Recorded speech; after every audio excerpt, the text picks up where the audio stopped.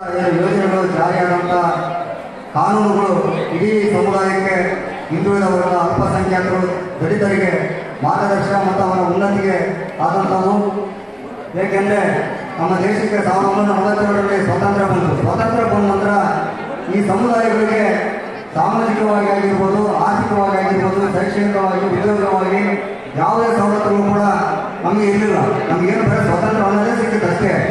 ಆದರೆ ದೇವೇಗೌಡರು ಮುಖ್ಯಮಂತ್ರಿ ಆದ ನಂತರ ಹಿಂದುಳಿದ ವರ್ಗಗಳಿಗೆ ಮಾಡಿರ್ತಕ್ಕಂಥ ಏಕೈಕ ಒಂದು ಯೋಜನೆ ಅಂದರೆ ಎಲ್.ಸಿ. ಅವರ ಮುಖಾಂತರ ಒಂದು ಕಮಿಷನ್ ನೇಮಕ ಮಾಡಿ ಈ ರಾಜ್ಯದಲ್ಲಿ ಹಿಂದುಳಿದಿರ್ತಕ್ಕಂಥ ಜನಾಂಗಗಳಿಗೆ ಅವರ ಜಾತಿನೇ ಗೊತ್ತಿರ್ತಿಲ್ಲ ಅಂತ ಸಮುದಾಯಗಳಿಗೆ, ಅಲಕ್ಷಿತ ಸಮುದಾಯಗಳಿಗೆ, ಶೋಷಿತ ಸಮುದಾಯಗಳಿಗೆ ಉದ್ಯೋಗದಲ್ಲಿ ಮೀಸಲಾತಿ, ಶೈಕ್ಷಣಿಕದಲ್ಲಿ ಅವರಿಗೆ ಮೀಸಲಾತಿ ನೀಡುವಂಥ ಒಂದು ಕಮಿಷನ್ ನೇಮಕ ಮಾಡಿ ಅದರ ಮುಖಾಂತರ ಇಡೀ ಸಮುದಾಯಗಳಿಗೆ ನ್ಯಾಯವನ್ನು ದೊರಕಿಸಿಕೊಡ್ತಕ್ಕಂಥ ಒಂದು ಯೋಜನೆಯನ್ನು ಮಾಡ್ತಾರೆ.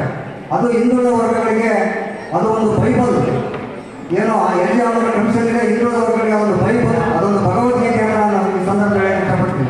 ಯಾಕಂದ್ರೆ ಅಧಿಕಾರವನ್ನ ಅವರು ರಾಜಕೀಯದ ಅಧಿಕಾರ ಏನು ಉದ್ಯೋಗದಲ್ಲಿ ಕೂಡ ಇರಲಿಲ್ಲ, ಶೈಕ್ಷಣಿಕವಾಗಿ ಇರಲಿಲ್ಲ. ಅವರನ್ನು ನಿರಂತರವಾದ ಒಂದು ಕಾರ್ಯಕ್ರಮವನ್ನು ಹಮ್ಮಿಕೊಂಡ್ರು. ಅದೇ ರೀತಿ ನಮ್ಮ ಮಾದೇಶ್ವರಮ್ಮ ಏನೋ ಅವರು ಭಾಷಣದಲ್ಲಿ ಹೇಳ್ಬೇಕಾದ್ರೆ ಅವರು ಅಧ್ಯಕ್ಷರಾದಾಗ ಇಡೀ ದೇಶವನ್ನು ಸುತ್ತಾರೆ. ದೇಶದ ಅಧ್ಯಕ್ಷರಾಗ ಇಡೀ ಸಮುದಾಯಗಳನ್ನ ನೋಡ್ತಾರೆ. ಎಕ್ಸಾಂಪಲ್ ಒಂದು ಹೇಳ್ತೀನಿ. ಒಬ್ಬೊಂದು ಕೋಲೆ ಬಸವ ಅಂದ್ರೆ ಕೋಲೆ ಬಸವ ಗೊತ್ತಿರ್ಬೋದು. ಒಂದು ಎತ್ತನ್ನು ಅಲಂಕಾರ ಮಾಡಿಕೊಂಡು ಅದ್ರ ಮುಖಾಂತರ ಒಂದು ಭಿಕ್ಷಾಟನೆ ಮಾಡ್ತಾ ಇರ್ತಾನೆ, ಹಳ್ಳಿಗೆ ಹೋಗ್ತಾ ಇರ್ತಾನೆ. ಆದ್ರೆ ಅಂತ ಜಾತಿ ಯಾವ ಜಾತಿ ಅಂತಲೇ ಗೊತ್ತಿರಲ್ಲ.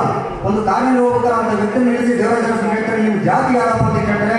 ವಿಸ್ತಾರವಾಗಿ ಅವ್ರನ್ನೆಲ್ಲ ವಿಚಾರ ಮಾಡ್ತಾರೆ. ನಿಮ್ಮ ವೃತ್ತಿ ಏನು, ಅದರಿಂದ ಆದಾಯ, ನಿಮ್ಮ ಮಕ್ಕಳು ಏನು ಮಾಡ್ತಾರೆ, ಆಮೇಲೆ ನೀವು ಮುಂದಿನ ಹತ್ರ ಏನಾಗ್ತೀರಿ ಅಂತ ಎಲ್ಲ ವಿಚಾರಗಳನ್ನು ಪಡ್ಕೊಂಡು ಅವರ ಸೌಲಭ್ಯಗಳಿಗೆ, ಅವರಿಗೆ ನ್ಯಾಯಯುತ ಸೌಲಭ್ಯ ಯಾವ ರೀತಿ ಕೊಡಬೇಕು, ಅವರಿಗೆ ಕಾನೂನು ಯಾವ ರೀತಿ ತರಬೇಕು ಅಂತೇಳಿ ಇಂಥ ಸಣ್ಣ ಸಣ್ಣ ಸಮುದಾಯಗಳನ್ನ ಅವರು ಭೇಟಿ ಮಾಡಿ ಅವರ ಸಮಸ್ಯೆಗಳನ್ನು ಆಲಿಸಿ ಕೊಡುವಂಥ ಒಂದು ಯೋಜನೆಯನ್ನು ಅವರು ಹಾಕೊಂಡು ಇಡೀ ದೇಶದ ಅಧಿಕಾರಿಗಳಾಗ ಅವರೆಲ್ಲರಿಗೂ ಸವಲತ್ತುಗಳನ್ನು ಕೊಡ್ತಕ್ಕಂಥದ್ದು, ಅಧಿಕಾರವನ್ನು ಕೊಡ್ತಕ್ಕಂಥದ್ದು ಮಾಡ್ತಾರೆ. ಅದೇ ರೀತಿ ಈ ರಾಜಕೀಯದಲ್ಲಿ ಟಿಕೆಟ್ ಹಂಚಬೇಕಾದ್ರೂ ಕೂಡ ಪ್ರತಿಯೊಂದು ಈ ರಾಜ್ಯದಲ್ಲಿ ಏನು ಬಹುಸಂಖ್ಯಾತರು ಏನು ಮೇಲ್ವರ್ಗ ಜನ ಇತ್ತು, ಅವರು ಹಿಡಿತದಲ್ಲಿ ಇರ್ತಕ್ಕಂಥ ರಾಜಕಾರಣ ಇತ್ತು.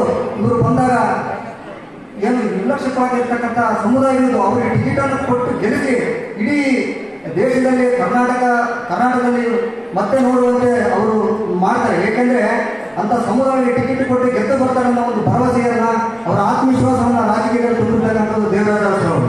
ಹಾಗೇನೆ ಹಿಂದೆಲ್ಲ ಮುತ್ತಜ್ಜರು ಸಾಲ ಮಾಡಿರ್ತಕ್ಕಂಥ, ತಂದೆಯವರು ಸಾಲ ಮಾಡಿರ್ತಕ್ಕಂಥ ಜೀತ ಪದ್ಧತಿ ಒಂದಿತ್ತು. ಅವರ ಏನು ಅನುಕೂಲತರ ಮನೆಯಲ್ಲಿ, ಜಮೀನ್ದಾರ ಮನೆಯಲ್ಲಿ ಜೀತವಾಗಿ ಏನು ಸಮುದಾಯಗಳಿತ್ತು, ಜನ ಇದ್ರು, ಅದರ ಜೀತ ಮುಕ್ತಿಯ ಒಂದು ಕಾನೂನು ಜಾರಿಗೆ ತರ್ತಾರೆ. ಯಾರು ಅವ್ರ ಮನೆಯಲ್ಲಿ ಜೀತಕ್ಕೆ ಇರ್ತಾರೋ ಅದು ಕಾನೂನು